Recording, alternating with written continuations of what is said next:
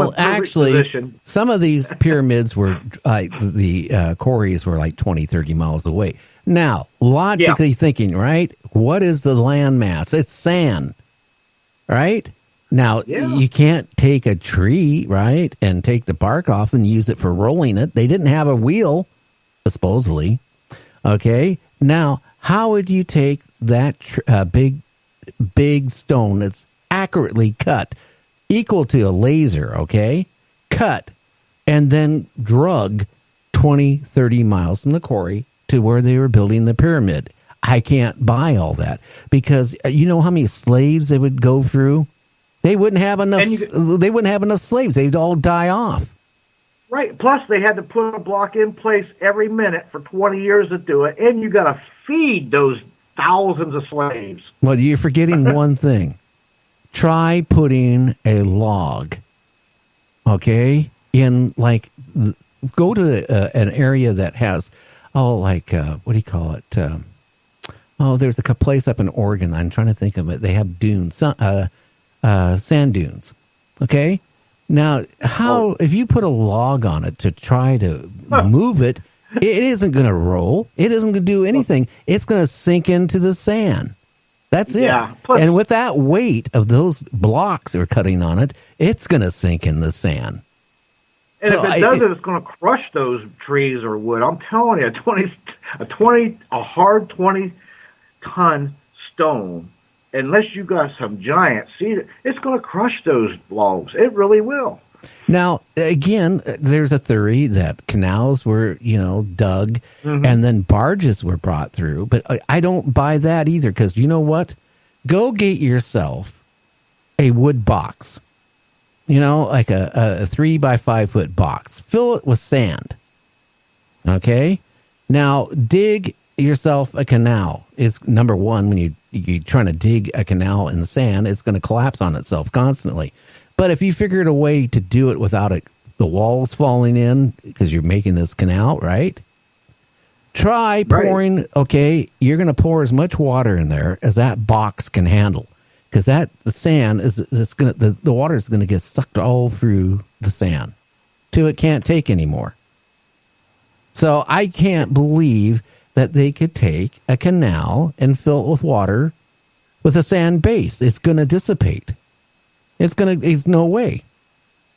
No way. No way at all. It's impossible.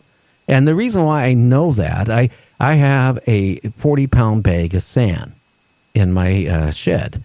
And, with one of the theories of somebody, I decided I'm going to experiment here. But I didn't take a big box like that. I took a smaller box. And I tried making a canal, okay, deep enough where you could take travel a barge, all scaled down. The first thing I noticed, the canal collapsed, especially when it got water on it. It just collapsed. But the water saturated out in the sand like a sponge. Now, if you have a bigger area of, a sponge, it's going to keep absorbing. So how could you fill it with that type of base? You can't. And plus, look at all the manpower just to maintain that. Oh, it would fill. Sand, it would just fill back up. It would just fill right back up. So whatever you dig is just going to constantly fill back up with sand. So to me, I just don't see how. Okay, that the pyramids could have been done. We already ruled out they didn't have the wheel. So they're not gonna drag. I remember when I was a kid, I watched this one movie, Making of the Pyramids. And I can't remember who the movie star was in it, but I remember, right? They were taking all these. They probably didn't have tens of thousands, but these slaves, right, with these great big ropes, dragging it, to the pyramid. Okay, well, I just don't see that happen because again, the heat. We're talking immense amount of heat, and the exertion of trying to move a stone that weighs 10,000 or 20,000 pounds. It's not going to happen. You drag it; it's just going to bury itself as you pull it in the sand till you can't pull it, and you're not going to be able to pull it. So I ruled that one out. Plus you got to cut one, even if it's a 2-ton to 20-ton. you still got to cut it out of a block perfectly to start with. That takes time. I mean, well, I don't think they have. Where did we have the technology back then to cut these stones so precise, right? And then be able to stack them, to form the pyramid without it imploding or collapsing on itself. I mean, everything was so accurate. We can't even get that accurate. Nope. We developed back about 20 some years ago a technology to cut, cement and stones with water. But even that technology is not anywhere near what they did to cut these blocks to build the pyramid. I feel that the pyramids were not created by humans. Or if they were, the humans were working under a race that had the technology to move them. Maybe anti-gravity, where they could take these big stones, right, and be able to, move them really easy. I mean, let's face it. Look how high tall the Great Pyramid is of Giza. Okay, I can't see how they could have done it. I don't see how they could have ever brought the stones in to do it. It doesn't make sense. Yeah, right. It's a few million stones, and it's 400 feet tall. Yeah, well, yeah. Yeah, it don't make sense, does it? When you really think about it, and there's been these scientists, it try to duplicate a building, the pyramids, and they could get to a certain level, which is not very far, trust me. And that's when their idea how it done to do it died. They didn't have the capability of going any farther. So with all our technology right now, if we can't do it now, how could they have done it then? They couldn't. It's impossible. Right. Impossible. If we tried to do it today, it would be a full-scale Jenga. It would be a Jenga game because it would collapse or it wouldn't work out. Yeah, and in even the Romans, we'll go into the Roman age, okay? They developed a cement. Now, what we think it was ash, seawater, and some other components which we don't know about. But their cement, it was so much stronger than any cement we have today. Now, when you sit there and pour a cement block, right? It gets stronger to a certain point every year. It actually gets stronger, harder. Then at a certain point, it starts breaking down. So you think about these buildings that were built, the Colosseum, all this stuff that was, that the Romans put together with the cement, and we can't even figure out how to make that cement that they had. Again, it tells me that there was some other technology there. How could they have built even the Colosseum, realistically? They didn't have calculators, right? They didn't have math, like, whatever. So how could they have built the Colosseum and built all these buildings so accurately without some type of help and some type of technology there? And a lot of their roads and bridges are still in workable use around England and Europe. Oh, yeah. But I'm saying that they had help. They had somebody gave them technology. And that technology was actually probably in a lot of ways far superior than our technology is today. Right, and it died off because I don't think that there wasn't enough of us that was smart enough to either pass it on, or there wasn't enough of us that knew about it to pass it on, and it kind of got lost. And then, I agree with a lot of things you say, too, about we've been rebooted a few times, too. Oh, yeah. And, well, I think it all stems down to, at one point, right, who was ever helping us, right, couldn't get any more riches off the earth, the elements they needed. So they left. And that's when everything started, going backwards. Yeah. That makes logical sense if you think about it. It does. No, it does. It puts a lot of pieces together for sure. And then, so what would be their next agenda? Maybe they're sitting around or saying, hey, you know what?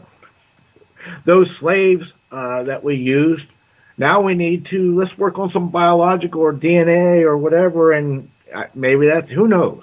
Maybe they're trying to experiment with what emotions are, or empathy or whatever. We don't know. We just don't know. Think about this. In the last 500 years, how much, and they say it's just, it's normal, that things migrate different. But you know what the average height of a man was 500 years ago, 300 years ago, in the 1600s, 1500s? Do you know how tall a man and a woman actually were? Well, I know they were a lot shorter than we are today.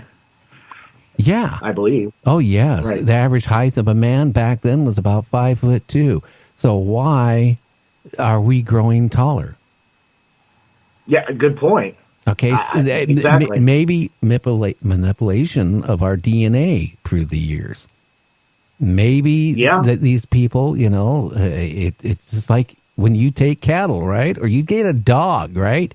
And you're going to crossbreed this dog and come out with another type of, dog. Maybe that's what they've been doing with humans. And you know what? Those tweaking are us. Logical theories. Seriously. Well, it makes me wonder, then it makes me wonder about a lot of things. Now, I'm just kind of wondering what is going on right now. It's funny. You got these groups of people, James, talking about disclosure. They are so many people right now, writing books on disclosure, writing books on UFOs and abductions more than ever. Why? Why? I think it's going to come to a pinnacle somewhere. There might be a disclosure by proxy, by not even meaning to, because it's got to come to a head sometime just by what you said. There's people coming out of the woodwork writing books and all this stuff happening. It's got to boil over somewhere. Even if nobody admits it, something's got to come to a head, I would think. Well, again, I go back, to, the Nimitz. 2 years ago, the two fighter pilots off of California, right? They're out, just on a routine, training mission. They come across a UFO. Okay, so they're instructed, to catch the unidentified object. They turn on their afterburners. They go after it, and poof, it's gone. They couldn't even keep up with it. Going at the top speed. The thing went away from them like nothing. Now, they actually filmed it. Now, for 2 years, that nobody knew about it. All of a sudden, it leaked out in the news media, 2 years ago, and it was shown on, like, Fox, on NBC, all the networks, ran it for a day or two and talked about it. It's kind of strange. But then, we had the Secretary of Defense, like a year and a half ago, to the graduating Air Force cadets, or the Secretary of the Air Force, talking to the graduating cadets, saying that our next war, you don't have to worry about it. It won't be a ground war. Our next major war will be out in outer space. Now, you can take that any way, but why would somebody say that? Somebody really high up in the military. Yeah. And that's a scary thought. Then, a couple months later, jokingly in a press conference, we have Trump saying we need to create a space force. Okay? Now, Trump is noted as saying some weird stuff off and on. Like his father was born in Germany when his father was born in Brooklyn. But, and I'm sorry, if you're a Trump supporter, I voted for him. But, then he mentions we need to create a space force. Then, a few months go by, he's at another little conference and he slips up and he says, we need the space force protect us for invasion. He actually said that. Now, people thought he was joking, but he did say that, I swear to God.